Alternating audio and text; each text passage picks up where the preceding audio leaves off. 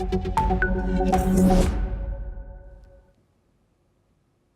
and welcome to NewsX World. I am Pia and you're watching the World Report. Let's take a look at the top headlines this hour.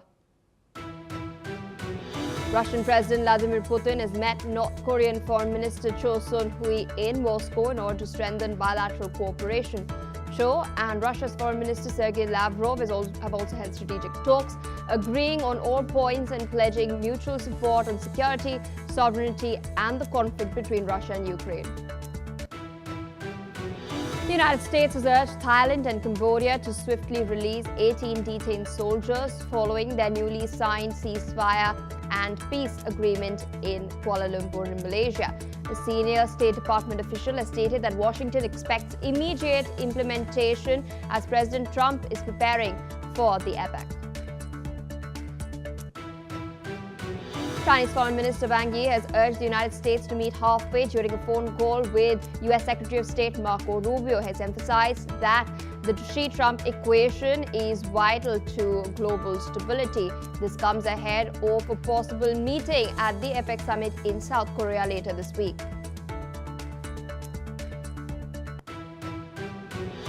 Taiwanese Foreign Minister Lin Chia-lung has stated that he's not worried about Beijing and the Washington's ties, as well as the discussions that are going to take place between Trump and Xi Jinping about being abandoned by Donald Trump during his meeting that is slated to take place very, very soon. He's emphasized that US-Taiwan ties are strong across security, trade and diplomacy.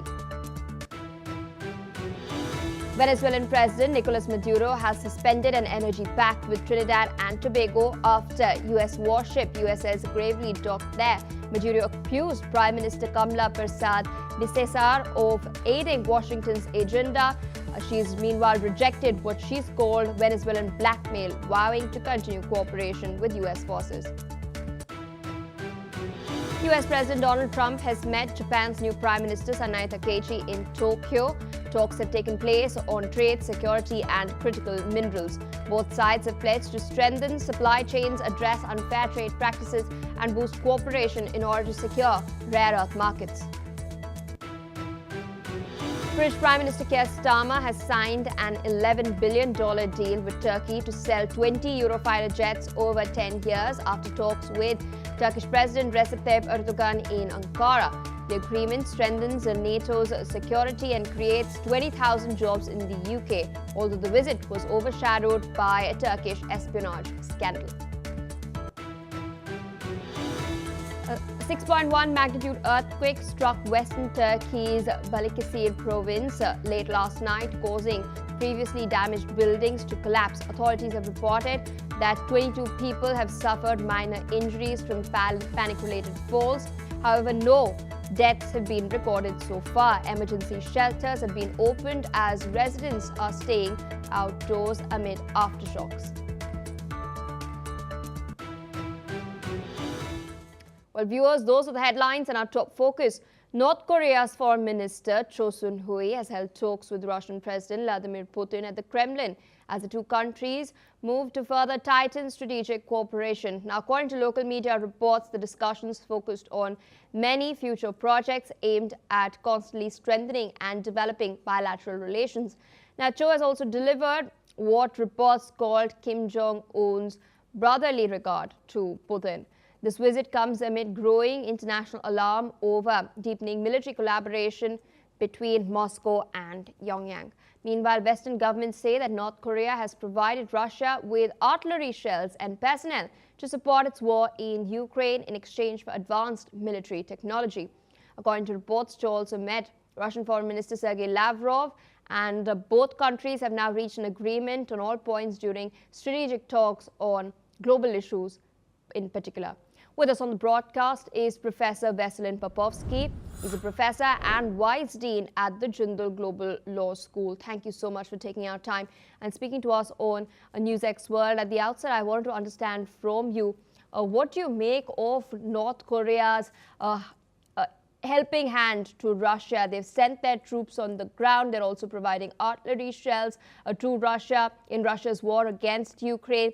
What do you think North Korea stands to gain from this? Is it a bid to sort of legitimize the regime for the survival of Kim Jong-un's regime and cementing his status as a nuclear power? Yeah, in everything you said. In addition to that, I will add that it's also the survival of Putin regime. Desperate meetings. Remember, after the cancellation of the meeting in Budapest between Donald Trump and Putin, the Russian diplomacy is really desperate to get anything on the news, and they sent Kirill Dmitriev to Washington, their Minister for Economic Cooperation, effectively trying to bribe some White House officials, but that ended in an absolute tragedy. Nothing came out of that.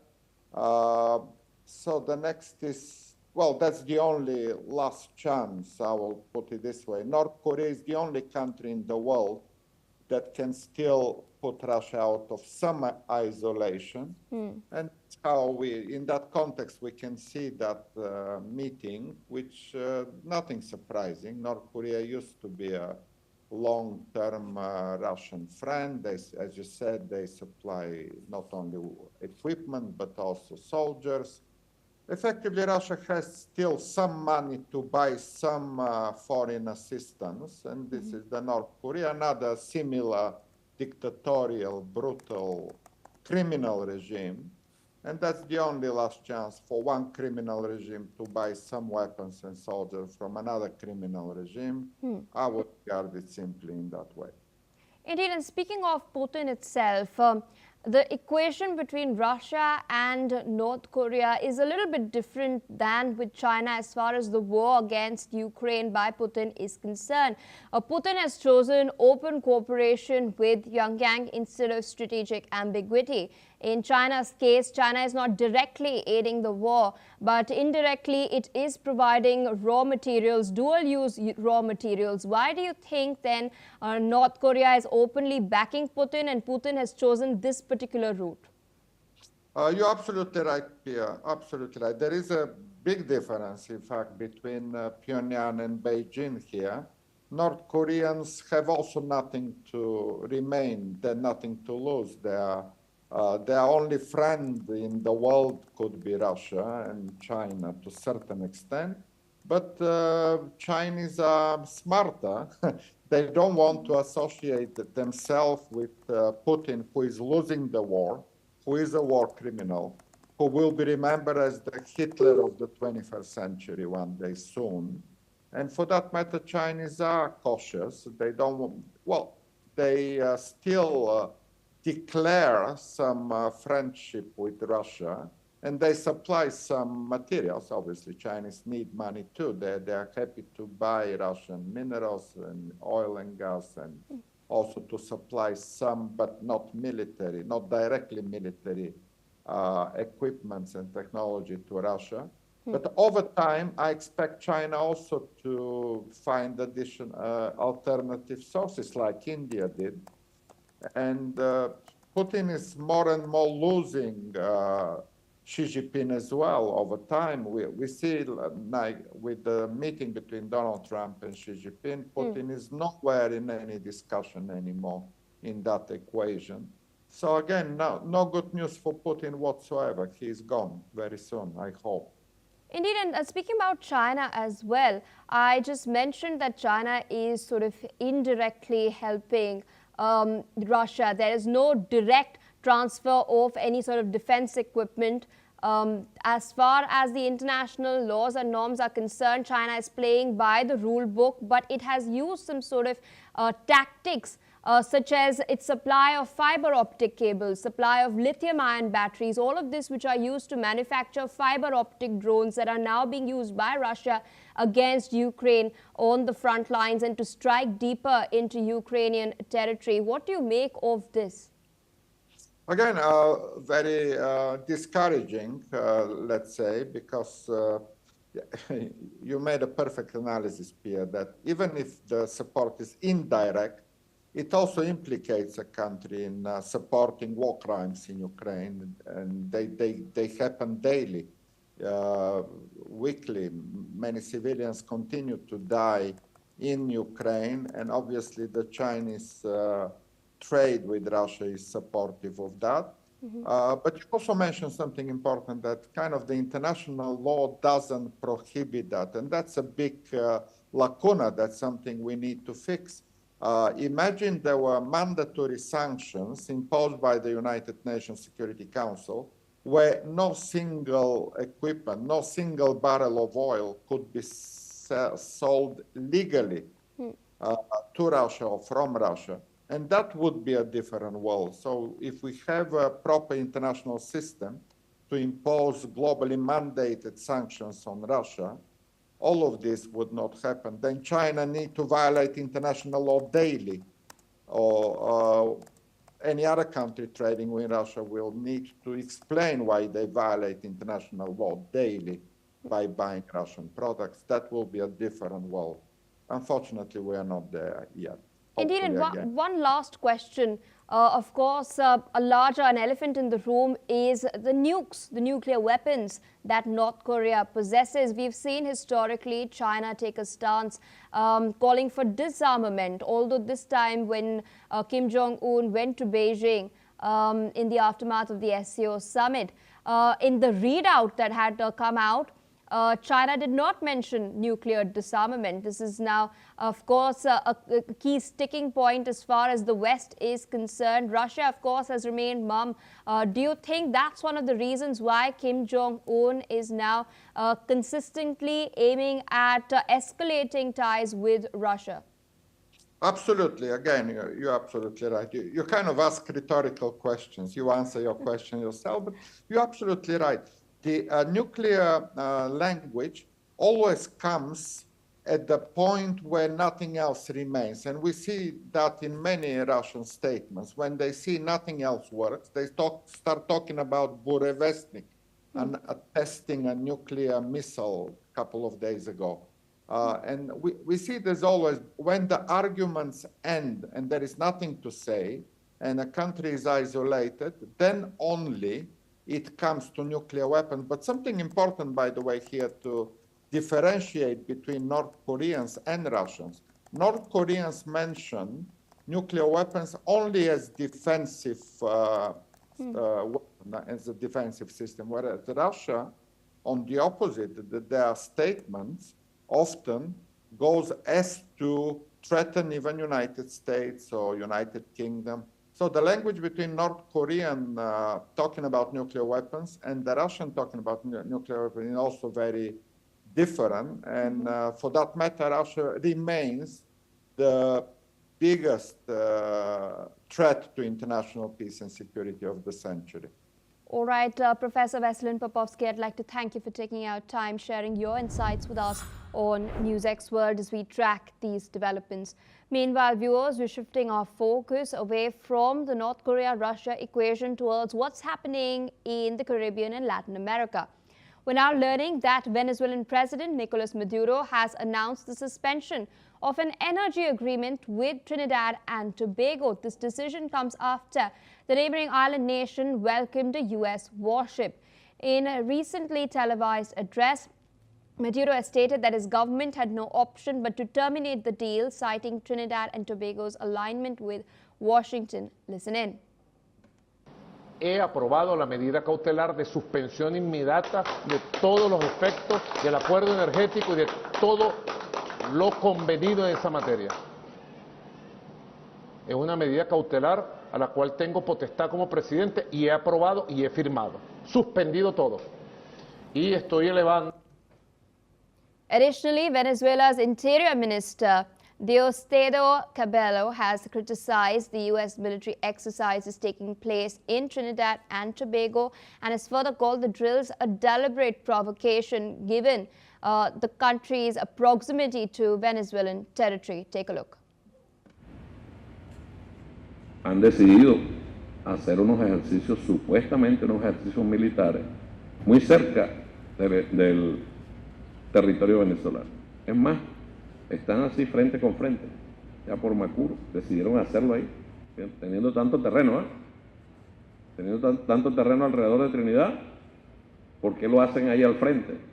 Porque es una provocación. Porque es una provocación. Porque quieren provocar a nuestro país. Y ayer salió un comunicado, ¿verdad? Meanwhile, Venezuela's Vice President and Minister of Petroleum too has condemned Trinidad and Tobago's decision to allow U.S. military operations from its territory and strongly stated that the Trinidadian government had chosen to align itself with the United States agenda, describing the move as a threat to regional stability. Take a look. Estamos responsablemente proponiendo al jefe de Estado denunciarlo de manera inmediata y en consecuencia entren en suspensión todos los acuerdos gasíferos que mantiene Venezuela con Trinidad y Tobago. This all comes as U.S. missile destroyer US has gravely arrived in the port of Trinidad and Tobago yesterday in Spain, which is the capital of the country. Now, the warship is stationed just 10 kilometers from the Venezuelan coast. It is taking part in joint exercises with the Trinidadian Defense Forces. Meanwhile, Trinidad and Tobago's Prime Minister Kamla Persad Bissessar has rejected Venezuela's warning to halt a joint gas project over the U.S. warship's deployment. She stated that her government would not bow to pressure and remains committed to its cooperation with the United States in combating drug trafficking. The Foreign Minister of Trinidad and Tobago has meanwhile stated that the warship's presence demonstrates continued U.S. support in the Caribbean region. He's also stressed that his country maintains a stable and positive relationship with Venezuela, including through its diplomatic staff in Caracas. Take a look. The U.S. being a superior power to Trinidad and Tobago, we will always look to see how best larger nations can help smaller ones like Trinidad and Tobago. And in this case, one of the things coming out of trade winds was that our TTDF, our naval capability, may not have been at optimum operating capacity. And so a request would have been made for assistance in that regard. The Gravely is here in furtherance of that request, and we welcome them being here. It demonstrates that the U.S. continues to be a very strong partner with Trinidad and Tobago.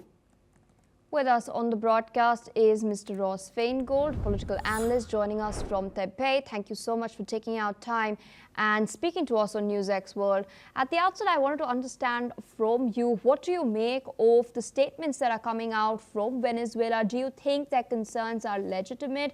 They have highlighted that USS Gravely is stationed a mere 10 kilometers away from the Venezuelan coast. Of course, Trinidad and Tobago is a neighboring country. So what do you make of the rhetoric that the Maduro government and its officials are now using? Your question was whether or not it's legitimate. The answer is no. Nothing coming from an illegitimate regime is going to be legitimate.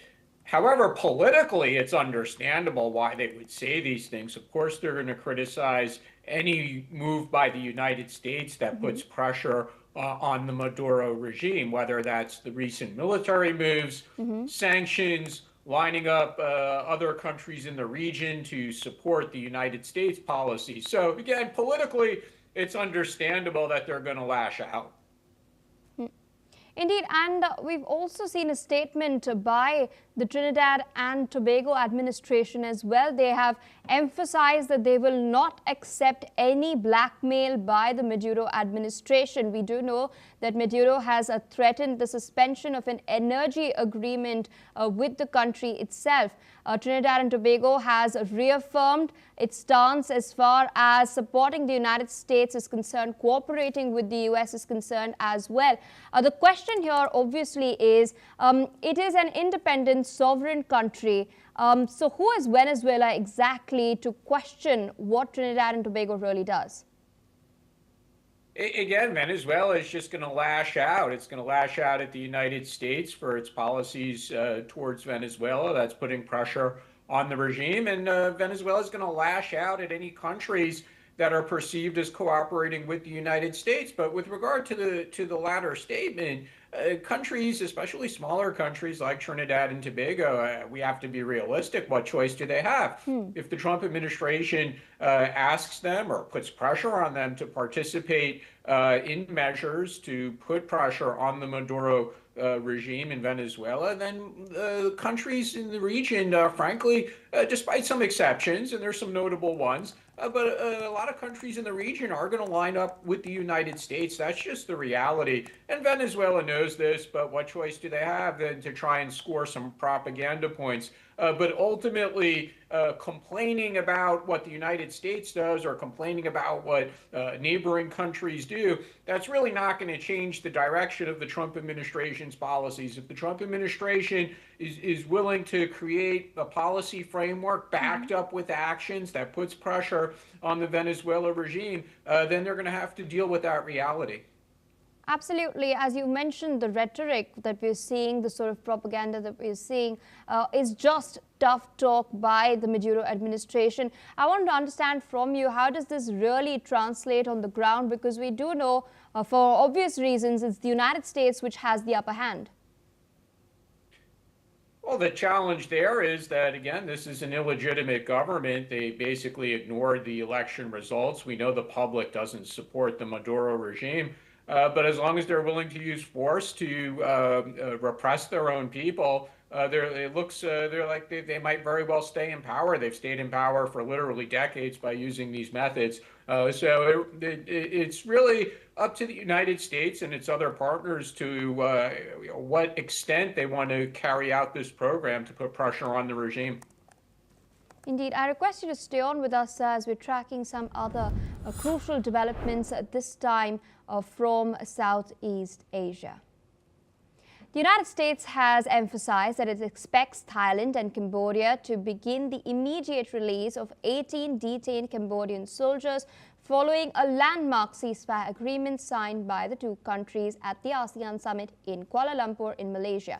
The accord, which was witnessed and co-signed by US President Donald Trump, aims to formally halt the recent 5-day border conflict that left dozens dead and forced thousands and displaced them from their homes as well. Meanwhile, decades of border disputes have flared into the worst violence in recent years during the clashes in July along the 800-kilometer frontier. A senior US State Department official has stated that Washington's expectation is that the implementation of all commitments, including the release of these soldiers, should start as soon as possible. Still with us on the broadcast is Mr. Ross Feingold. We've seen a landmark agreement being inked in Kuala Lumpur in Malaysia. I want to understand from you, because this clash, this sort of conflict along the border has been simmering now for decades. What we just witnessed is that genuine reconciliation, or at least an effort being made towards that, or some sort of a tactical pause by these countries?